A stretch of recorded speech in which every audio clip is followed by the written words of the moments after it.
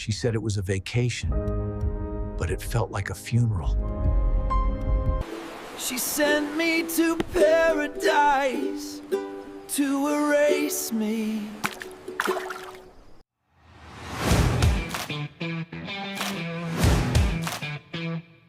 My daughter handed me a first-class ticket to Hawaii. One way. No return date. She smiled like she was saving me. I didn't know she was erasing me. The sun was setting behind her, golden through the blinds. But I felt cold all over, like I was being buried alive, in paradise. Before we continue, shocking story, right? Subscribe, like, and tell me if you'd have seen it coming. My name is Harold Whitman. I'm 58 years old, born and raised in Columbus, Ohio. I used to work the line at the Ford plant on Georgeville Road.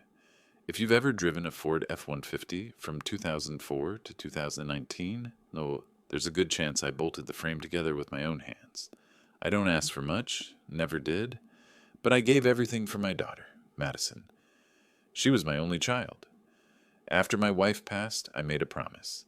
That girl would never feel the emptiness I did growing up. I put her through college, Ohio State undergrad, then 2 more years in Chicago for her MBA. Private loans, plus loans, high-interest credit cards. I sold the boat my brother gave me. I sold my dad's coin collection. He'd been saving it since '72. Did I ever think I'd need that money for myself one day? No. That's the thing about love. Real love doesn't think about receipts until someone makes you look. It started subtle. After her graduation, she came back to Columbus, all polished and corporate. The little girl who used to run barefoot through our backyard now wore sleek black heels that clicked on my kitchen floor like tiny hammers. She spoke in the clipped, shiny voice of someone who'd learned a new language, business. She landed a job at some wealth management firm. Suits, smiles, spreadsheets. I didn't understand half the jargon, but I was proud. "Dad," she said one night, leaning on the counter while I washed dishes, "we should start thinking about your retirement." She said it gently, like an invitation. I looked at her over my shoulder. "Retirement? I'm not done yet." She laughed softly. "I know, but planning ahead never hurts." She meant well, I thought. I had a few aches in my knees, sure, a shoulder that clicked when I raised it too high. But I wasn't done working. I wasn't done living. Still, the way she framed it. "Let me help you take the burden off. I'll streamline your accounts. You've done enough." Streamline. A smooth word. Clean. Efficient. I didn't like the way it sounded, but I signed the forms anyway. She said it was just access, not control. Just making sure things were organized. I trusted her. That was mistake number 1. 3 months later, she came over with brochures. Glossy pages of turquoise water and palm trees. Pictures of Maui, Oahu, Waikiki Beach. The kind of photographs that make you believe your life could still be soft and sunny. "Think about it, Dad. Just a few months to unwind. You've been tense lately. You never took a real vacation." I chuckled, wiping grease from my hands. "I don't even own sunscreen." She grinned. "I'll handle everything." Her smile looked like care, but something inside me flinched. It was so polished, so rehearsed, not the messy, warm grin I knew from her childhood. I should have noticed the missing warmth in her eyes that night. It wasn't concern. It was calculation. The day before the flight, she brought me a new suitcase. Still had the tag on. Sears, $89.99. She left it by the door like a gift and kissed my cheek. That tag still sitting in my desk drawer. Proof of how neatly she packed me away. When I landed in Honolulu, the air hit me like a warm ocean breath. Salt, flowers, jet fuel. I stood under the terminal's awning, watching couples in leis and floppy hats, laughing like life owed them joy. She was still texting me like nothing was wrong. "Try the pineapple juice. Check out the Pearl Harbor tour. I'll wire you more money soon." I wanted to believe her.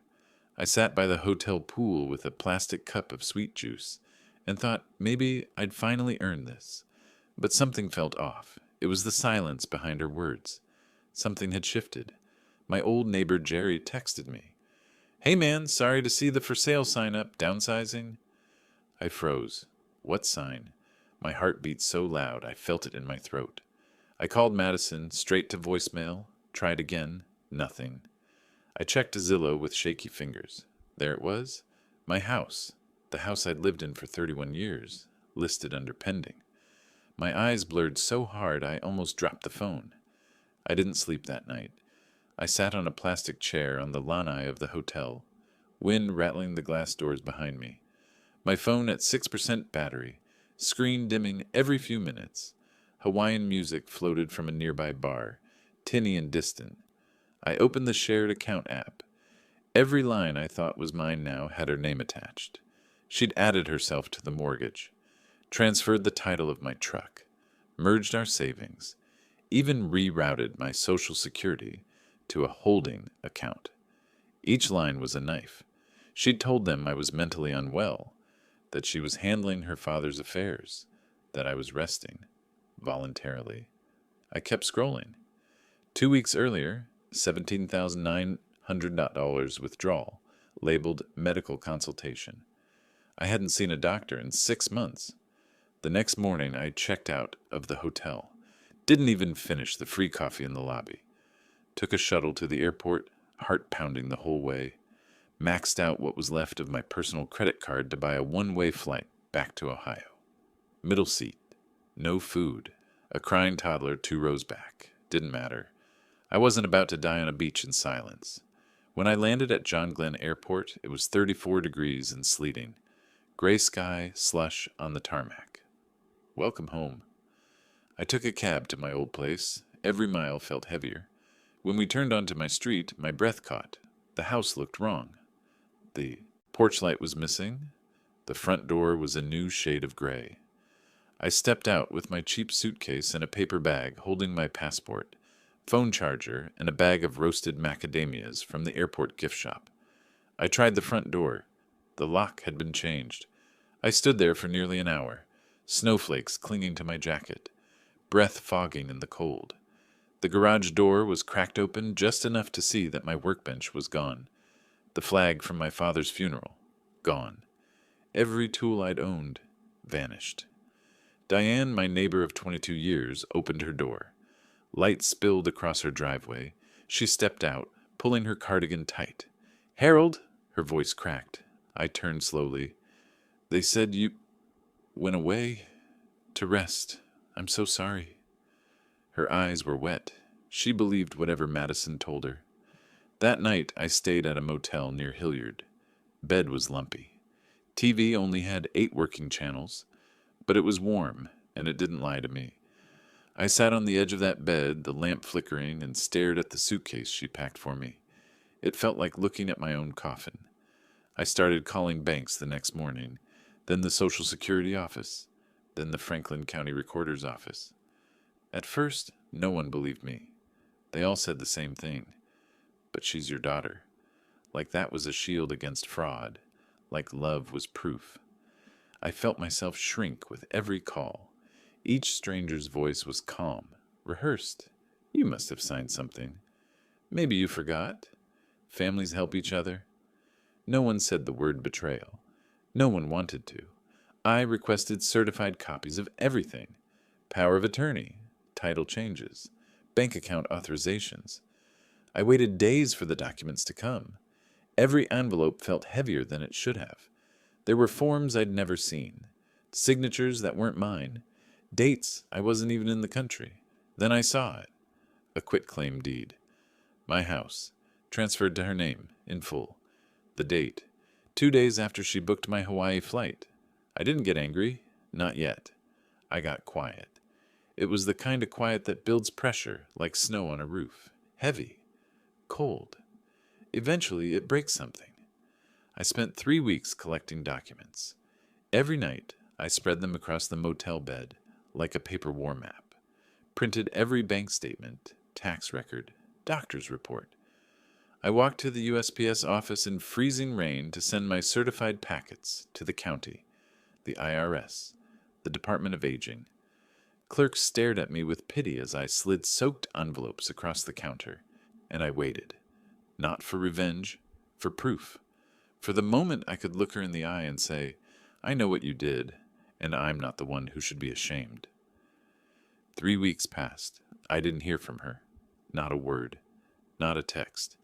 The same daughter who used to call me every Sunday evening at 6 p.m. sharp vanished like smoke the second I started asking questions. But I wasn't the same man. She sent to paradise. I wasn't some fragile old fool sipping pina coladas on a fake retirement. I was a father, a worker, a man with time-stamped PDFs and certified mail receipts. And I was just getting started. My first stop was the Ford Credit Union. I'd banked there since '91. The lobby still smelled faintly of printer toner and lemon floor cleaner. A muted TV in the corner played a commercial about saving for college. A younger couple whispered by the loan desk. Life kept going, normal, steady, while mine had cracked wide open. The lady at the desk was polite until she saw the paperwork. Her face changed the moment she read my notes, scanned the withdrawal list. Sir, she said carefully, are you saying these transfers were unauthorized? I nodded once. My voice was steady, but my hands were on it. She typed something, clicked a few times, then disappeared behind a frosted glass door. When she came back, she had a stack of papers. She printed the transaction logs. Over $46,000, drained across 5 accounts in 6 months. I stared at the numbers, rows of quiet theft, neat as grocery lists. I sat down at the side table, highlighter shaking in my grip, and marked every single suspicious line, every false expense labeled maintenance, health services, or prepaid care. Then I circled the date she rerouted my Social Security, the exact day I landed in Honolulu. Her entire scheme was timed down to the hour. Next came the Medicare office, a gray fluorescent maze of numbered windows and vinyl chairs. I waited in line behind a woman with a walker who smelled faintly of Vicks, and a man yelling into his phone about a lost card. The air was stale. A baby somewhere down the row cried softly. When it was my turn, I stepped forward and laid out the facts. My daughter moved funds, changed my benefits. Something's wrong. The clerk didn't even look up at first, just clacked keys. Then she frowned at the monitor. Your primary care physician has been updated. That's strange. It says you're listed as cognitively impaired. What? My voice cracked in the quiet room. She glanced at me, uncomfortable. Diagnosis code 331. That's Alzheimer's. For a moment, everything went silent, like the whole room pulled away. I stared at her. My heart pounded. She handed me a printed copy. Electronic signature. A clinic I'd never visited. A doctor I'd never heard of. My own daughter had staged a fake medical decline to seize control of my benefits. And I still had the pineapple-shaped bottle of shampoo from the hotel in my bag. I walked out into the cold, gripping that page like a death certificate. Snowflakes hissed against the hood of my jacket. A part of me died reading it. It wasn't just about money anymore. It was about identity, dignity. She hadn't just robbed me. She'd rewritten me, turned me into some broken man who needed saving. But I wasn't broken. Not yet. I took Greyhound to Cincinnati. 3 hours of rattling windows and strangers asleep with earbuds in. Why? Because the law firm that notarized the quitclaim deed was based there. I sat by the window, watching frozen cornfields slide past. My reflection stared back, grayer than I remembered, eyes harder now. When I arrived, the city air bit through my jacket. I found the building, sleek glass, polished stone, and walked in wearing the same denim jacket I wore to her high school graduation. Faded, patches on both elbows. The receptionist's smile faltered when she saw me. She glanced at my worn boots, then back at the screen. I'm here to verify a deed, I said, voice low but firm. She asked for ID. I slid it across the counter with the request code. 10 minutes later, a junior associate appeared, nervous in his crisp suit. Mr. Whitman, here's the file. He set it down like it was harmless. I studied the page. Everything looks in order, sir, he said. I pointed to the signature line. That's not my signature. He blinked. Sir? I reached into my bag and pulled out my driver's license and 2 older notarized papers. One from refinancing the truck, one from updating my will after my wife died. Look at the S in Whitman. See the swirl in the H of Harold? Compare them. The forged one was too neat, too rounded, like someone practiced but didn't know how my hand trembles a little on the downstroke. I don't even hold my pen like that, I said quietly. His Adam's apple bobbed. I'll need to escalate this to the managing partner. I nodded, calm but burning inside. You do that. I left with my copy and a gut full of rage. Back in Columbus, I filed a fraud report at the county clerk's office. They assigned me a caseworker. Her name was Rebecca. Late 40s, no nonsense. Smelled like coffee and peppermint gum. Wore dark-rimmed glasses and spoke like someone who didn't waste time. She flipped through my folder, page after page. You've got enough here for a revocation and a fraud claim, she said finally, but you'll need more. Timeline, bank logs, a statement from a licensed notary if possible. I asked, voice rough, how long does it take? She met my eyes. Longer than it should, but not forever. Something about the way she said it, steady, no pity, kept me from breaking down. The next morning, I drove out to the old storage unit on the edge of town. Madison had stopped paying for it months ago, so the lock was easy to cut. Cold air rushed out when I rolled the door up. Dust swirled in the slanted light. Inside were the forgotten pieces of a life. Boxes of tax returns, handwritten receipts, an envelope marked important, truck title in my wife's looping handwriting, and on a high shelf, a Sears shoebox with every Father's Day card Madison ever gave me. I sat on the cold concrete floor, jacket collar pulled tight, and read them one by one. The crayon, scrawls from kindergarten, the teenager jokes about world's best dad coupons, the earnest college note that said, "Thank you for always being my rock." The last card was from 2016. 7 years later, she used that rock to build her empire. I sat there for a long time, card in hand, heart cracking and hardening at the same time. The pieces began to connect. She hadn't done this alone. Someone helped her. Maybe a partner at the firm. Maybe a lawyer who owed her a favor. Maybe just some system that looked the other way when paperwork seemed tidy enough. But in the end, that didn't matter. I wasn't building a case for the police. I was building a case for truth, to show her, to show everyone, to remind her who I am and who I've always been. At the end of that week, I walked into the Social Security office again, this time with a folder an inch thick. Bank transfers, benefit reroutes, fraudulent filings, signed affidavits. I laid it all out on the counter like an autopsy report. The agent didn't say much. She just stamped each page slowly, methodically, and said, "We'll begin an internal audit." Her eyes flicked up at me once, not pity, just acknowledgement. Later that day, my phone rang. Her name lit the screen. Madison. I stared at it until the ringing almost stopped. Then I answered, "Dad?" Her voice was soft, almost gentle, like nothing had happened. "Where are you?" she asked. "You know where I am." My tone was flat. A long pause. "You've been busy." I didn't reply. I wanted to help you," she said finally. "I thought you were tired. You seemed lost after Mom." I stayed silent, let her scramble. "And the house was too much for you. You couldn't keep up with repairs." My laugh was short and cold. "You mean the same repairs you paid yourself $12,000 to supervise?" She went quiet. "I know everything, Maddie," I said, steady now. "I have the papers, the bank logs, the fake medical report, even the forged signature. She stopped. I heard her breathing, fast, shallow, then small. "Are you going to press charges?" "No," I said. Silence. "I'm going to show everyone." She hung up, and that was all I needed. I started printing duplicate folders.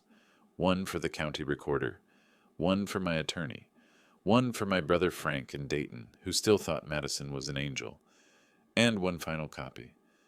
For Thanksgiving, because that's when it would all come together.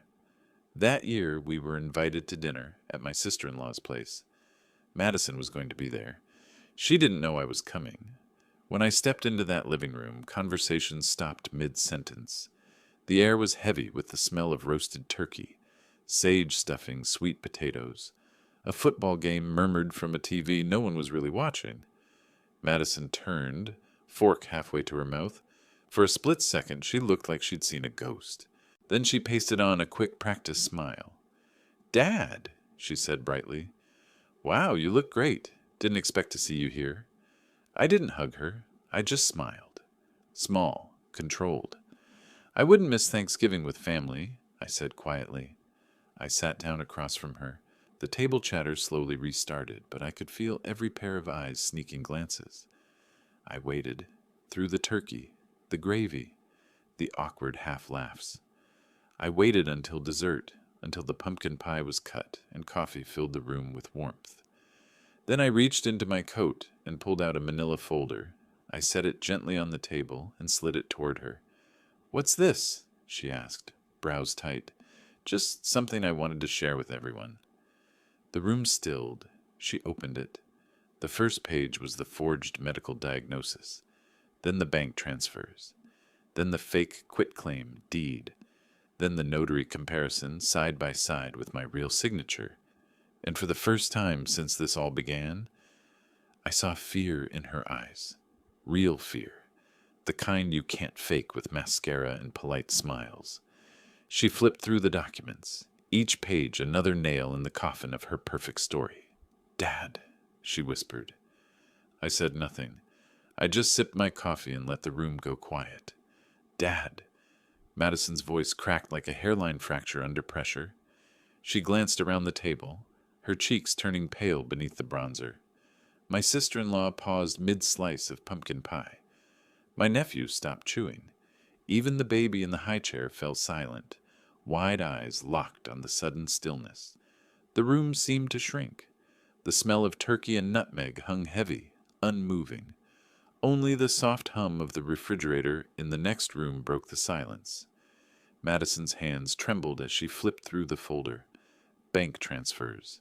Power of attorney forms she never had the right to sign. Medical reports with forged digital signatures. And the clincher, an official revocation notice from the county recorder's office. Her manicured nails clicked faintly on the pages. Her chest rose and fell too fast. She looked up at me. It's not what it looks like." I held her gaze, steady, quiet. "It looks like you tried to bury me in a tropical coffin." A pin could have dropped and echoed. Finally, Aunt Cheryl leaned forward, voice low but sharp.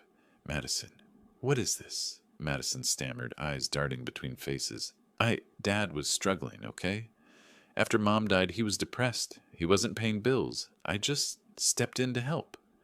I set down my coffee, slow, deliberate. "You helped yourself to over $46,000 in maintenance fees. You rerouted my Social Security. You forged a physician's report saying I was mentally unfit." No, I didn't." Her protest sounded thin, desperate. I pulled out the notarized comparison.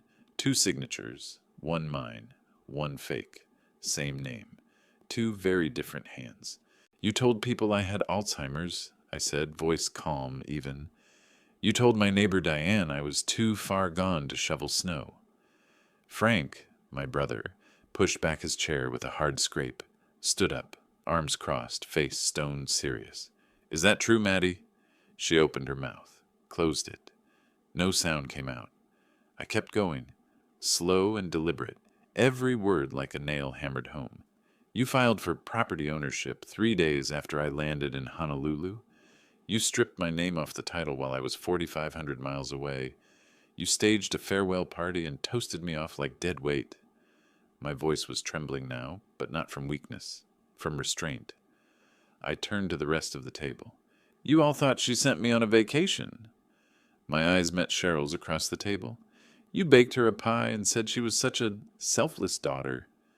No one said a word, forks frozen mid-air, steam rising off untouched slices of pie.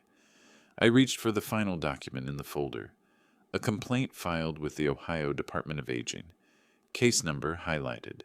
Under investigation. That was my ace. Not to destroy her, but to hold up a mirror, to show her exactly who she'd become. She stood suddenly, chair toppling with a sharp crack against the hardwood. This is insane. You're twisting everything. No, I said softly but firmly. You already twisted it. I'm just untangling the knot. She snatched her purse from the back of the chair. Enjoy your little show, Dad. Then she stormed out of the house, heels clicking like gunshots on the floor. Door slammed so hard the walls rattled. Moments later, the sound of tires spitting gravel faded into the cold night. No one spoke for a long time. The only sound was the faint clink of a spoon against a forgotten slice of pumpkin pie. Even the football game on the muted TV seemed a million miles away.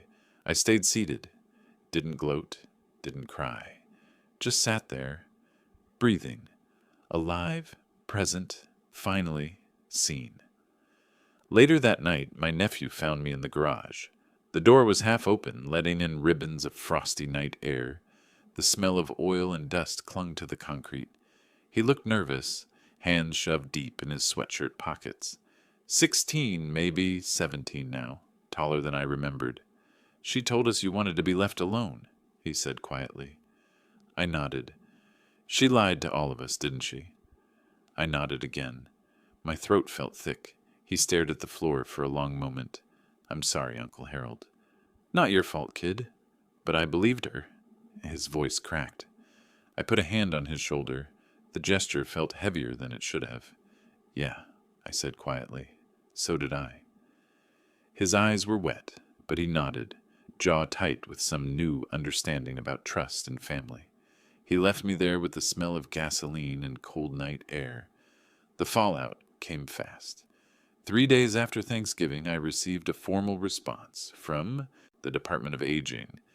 They were launching a full investigation. 2 days after that, my Social Security checks were restored. Direct deposit, just like before, only now with an apology letter attached. Then came the reversal from the county. Ownership of my home reinstated under my name. Title cleared, liens voided, bank access locked down pending fraud inquiry. Each envelope that arrived felt like a brick being lifted off my chest. Madison tried to call, twice. I let both go to voicemail. Her voice there, soft, rehearsed, felt like static. The next call wasn't from her. It was from her firm. Her employer had been CC'd on the complaint file. Their legal department flagged the activity as potential elder abuse and financial misrepresentation. The HR manager on the line sounded uncomfortable, like someone forced to speak a truth they didn't want to. We're investigating Ms. Whitman's conduct. If you're willing to provide statements, it may help. I didn't gloat. I didn't need to. The truth was already doing its work. She was suspended pending review, then terminated. Turns out wealth management firms don't like employees who rob their own family. I learned later that she tried to frame it as a misunderstanding. An unfortunate lapse in communication, she wrote on LinkedIn before deleting her profile altogether. But reputation is like glass. Once cracked, no amount of polish makes it whole again. People can still see the lines. One night, around the second week of December, a letter slid through my mail slot, handwritten, no return label beyond her initials. I stood at the counter under the kitchen light and opened it with slow, careful fingers. Dad, I messed up. 8 words, no excuses, no justifications, no glossy spin. It was the first honest sentence I'd seen from her in years. I stared at it for a long time, tracing the ink like I could feel the weight behind it. Maybe shame, maybe regret, maybe just fear. I didn't write back, not then. Instead, I went to my garage, dusted off my old Ford F-150. She'd tried to sell it, but the title transfer was incomplete, one loophole she hadn't managed to close. The truck smelled of old leather and faint gasoline. My wife's little air freshener, a faded pine tree, still hung on the rearview mirror. I slid into the driver's seat, turned the key. The engine sputtered, coughed once, then roared to life, loud and stubborn as the man who'd built frames for a living. That sound, it felt like breathing again. That night, I drove. No destination, just miles of empty Ohio roads dusted with fresh snow, headlights cutting clean tunnels through fog. I passed the Scioto River, dark and glassy under the winter sky. Downtown Columbus glowed faintly behind me, a muted halo of city light, and for the first time in what felt like years, I felt in control, not just of my life, but of the story people told about me.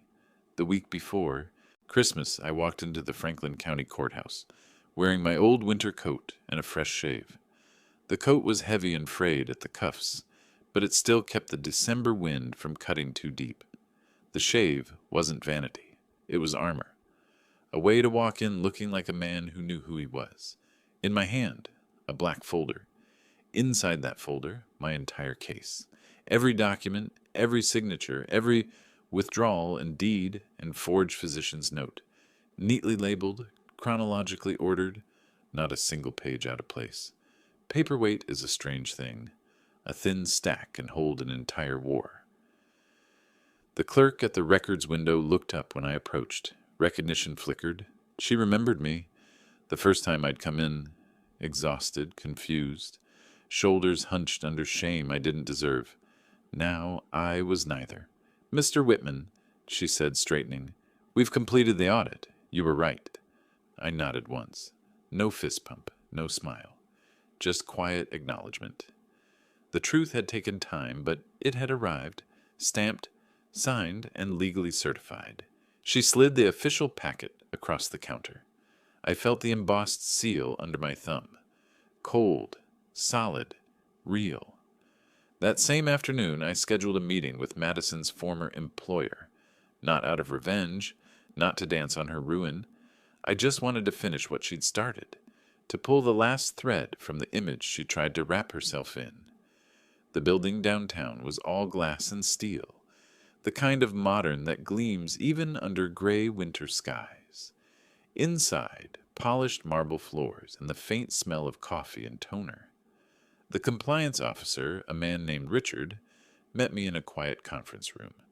Frosted glass walls, a soft hum from the vent above. He was polite, but precise, like someone trained to spot lies. He'd already reviewed my documents.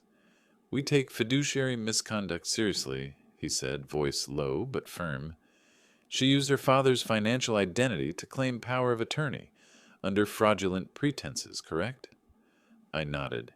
"She rerouted your benefits, transferred your property, forged signatures, and filed tax changes in your name without authorization." Again I nodded. Richard closed the folder with a quiet snap. The sound echoed louder than it should have. "She will be blacklisted from this industry for life," he said. I didn't smile, didn't celebrate. I just said, "That's fair." He looked at me a moment longer, maybe trying to read what kind of father sits here dismantling his own daughter's professional facade. Then he simply nodded back. 2 days later, a call came from a number I didn't recognize. I let it ring to voicemail. Later, alone in my kitchen, I pressed play. It was her voice. "Dad, it's me." Soft, small, like a child calling from under the covers. "I know you're still angry. I lost everything. My job, my apartment. Everyone knows. I don't have anywhere to go." A pause, the kind where someone swallows hard, maybe fighting tears. "If you want me to disappear forever, I will. Just say the word." The message ended. The phone screen went dark. I stared at it for a long time. Long enough for the fridge to click on, hum, then click off again. Then I deleted the message. I didn't block her, but I didn't call back either. Some things need to sit in silence. On Christmas Eve, I did something I hadn't done in years. I hosted dinner at my own house, under my own roof, under my name, restored and recorded. The porch light, replaced. The door, painted a deep green. My father's flag, framed on the mantel again. Frank pulled into the driveway with his family, headlights glowing in the snow. Diane from across the street showed up carrying her famous green bean casserole in foil. Aunt Cheryl bustled in with her 2 sweet pecan pies that made the kids groan and eat anyway. The house filled with the smells of turkey and cinnamon, old laughter and clinking glasses. Boots thudded in the entryway. Someone set music low on the old stereo. It felt alive again. And me? I carved the turkey, poured the cider, told old factory stories about bolt guns and long nights and coworkers who'd prank each other just to stay awake. The kids rolled their eyes, but kept listening anyway. I was whole again, not because of revenge, but because I took my story back. But there was one more step, something that had sat in my chest since the beginning. Her apology. 8 words, scrawled in black ink. Dad, I messed up. I didn't mean to. Was it enough? No. But it was a start, a crack in the wall she'd built. The day after Christmas, I sat at my kitchen table with the envelope. I didn't write a letter, didn't craft some clever response. Instead, I mailed her something simple, a copy of the deed, her name scratched out, mine restored, and tucked behind it, a photograph, her at age 6, sitting on my shoulders at the Scioto Mile Park downtown, her arms out wide like airplane wings, cheeks red from running, sunlight in her hair, mouth open mid-laugh. I didn't write a single word on the back. She would know. She would remember exactly when it was taken, exactly who held her up that day. 3 weeks passed. January came with fresh snow and silent streets. Mail piled quietly. Life slipped back toward normal. I didn't hear from her again. No calls, no texts. The quiet was heavy, but honest. Then one morning, as I stepped outside to warm up the truck, I nearly tripped on a package sitting on the porch. No return address. Brown paper taped neat, edges sharp against the cold. I carried it inside, hands stiff from the chill, set it on the counter, sliced the tape with my old pocket knife. Inside, a small Sears box, the same brand she'd used for my one-way suitcase that day. But this one held something else, an envelope. Inside, 2 cashier's checks, one for $46,000, the other for $12,000. Every penny returned. No note, no apology this time. Just proof. Proof that somewhere deep inside her, she knew, she finally understood what she'd done. I sat at the table for a long time, staring at the checks. Morning light poured in through the blinds, striping the paper with soft gold. My coffee went cold beside me. I didn't cash them right away. They sat there for a week, heavy with meaning, because I wasn't ready to let go of the moment where I was no longer invisible, no longer an old man shuffled off to the edge of the story. I was the story. I was the headline. I was the damn spine that held it all together. Eventually, I drove to the bank, deposited the money, signed the slip with a steady hand. Then I put it toward repairs, painted the porch a fresh, deep green, fixed the sagging steps, rebuilt my old workbench in the garage, the same one she'd cleared out to make me vanish. Every time I opened a drawer or swept the sawdust off the floor, I remembered one thing. You don't have to yell to fight back. You just have to outlast the lie. I didn't hear from Madison for almost 2 months after the certified checks arrived. Not a word, not a text, not even a read receipt. But I wasn't waiting. I wasn't checking the mail hoping for a letter. I had already received the only thing that mattered, accountability. It didn't come with flowers, it came with numbers. 2 exact figures, 46,000, 12,000. Every penny she took, returned in silence. Sometimes the apology is the act itself. I poured myself into fixing up the house. The winter air cut cold through the gaps in the old porch railing as I worked. My gloves grew stiff with dried paint. My knees ached on the ladder, but the ache felt good, alive. I repaired the porch steps, one slow creak at a time. Rewired the faulty garage light so it finally clicked on without a fight. Hung back up the flag from my dad's funeral that I found crumpled in a storage bin, smoothing the folds with both hands until it hung sharp and proud again. Frank helped me patch the drywall in the living room where Madison once hung her college art prints. Diane brought coffee every Sunday morning and stood on the porch with me, talking about weather and small-town gossip. Little by little, the house came back to life. So did I. Every nail I drove, every brushstroke of new paint, it wasn't just repair. It was reclaiming space. It was telling the walls, I am here. I matter. I was never gone. One Saturday in early March, I found myself standing at the edge of the Scioto River, near the park Madison used to play in when she was little, the same place from that photograph I'd sent her. Back then, she'd loved the swings more than anything. I can still hear her voice, high and clear in the cold air. Higher, Dad! Higher! I'd push with numb fingers until my palms burned, until the chains squealed, and she laughed so hard her little boots kicked the winter sky. She believed I could push the sky closer. That memory had lived quietly in my chest for years, tucked somewhere behind all the bills and grief and work. Now it hummed again, a reminder of who she used to be and who I'd always been. I didn't go there to forgive her. I went there to forgive myself for not seeing it sooner, for trusting too blindly, for needing so badly to be needed that I handed over the keys to my life.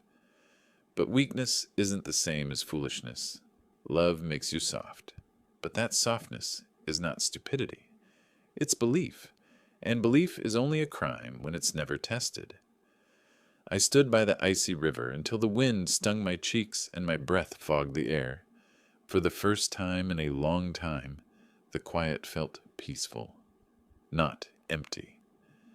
That spring, I started driving again, not just for errands, not just to get groceries or pick up hardware, but to drive, to feel the hum of the tires beneath me, the vibration through the steering wheel, the low thump of classic rock on the radio, to watch the sun dip over grain silos and rusted barns along Route 62, to let the flat Ohio fields roll past like a slow old movie I once loved. Sometimes I'd take the long way into town, past the old Ford plant, shuttered now, windows dark, but still standing, past the high school where I'd once waited outside for Madison, a bag of fast food on the passenger seat because she'd been too busy with clubs to eat dinner. Memories weren't chains anymore. They were mile markers, reminders of a life built, a life lived. One day in late April, I saw her, Madison. She was sitting alone at a small diner off 5th Street, nursing a cup of coffee. No makeup, no filters, just a plain coat and a paper notebook beside her plate. Through the window, I watched her turn a pen slowly in her fingers, staring at the page like it might give her answers. I didn't go in, didn't tap the glass, didn't make a scene. I just sat there for a few minutes in my truck, engine idling softly. She looked tired, but real, and for the first time in years, I believed she might be finding her way back to the truth. Not because I demanded it, but because life has a way of scraping the polish off us all, sooner or later. I put the truck in gear and rolled away, slow and silent. I didn't need her to see me. A week later, I received a card in the mail. No envelope, no return address, just one of those cheap pharmacy cards with a mountain sunrise on the front, the kind you buy when you don't know what else to say. Inside, 4 words. Thank you for standing. No signature, but I didn't need one. I set it on the mantel, right beside the photo of me and her on my shoulders at the park, her arms wide, mouth wide open with joy, right beneath the flag, right where it belonged. I stood there for a long time that night, hands on the mantel, fire low in the grate, not triumphant, not bitter, just steady. Sometimes people ask me why I didn't press charges, why I let her walk away without police, without courts, without headlines. The answer's simple, because the truth was louder, and the silence she was left with, the silence that echoes when reputation cracks, when trust dissolves, when the mirror won't meet your eyes. That's punishment enough, I didn't want to ruin her life. I just wanted mine back. And I got it. The last Friday of May, I packed a cooler, filled up the truck, checked the oil like muscle memory. Then I hit the road. No destination, no plan. Just the open highways of Ohio and beyond.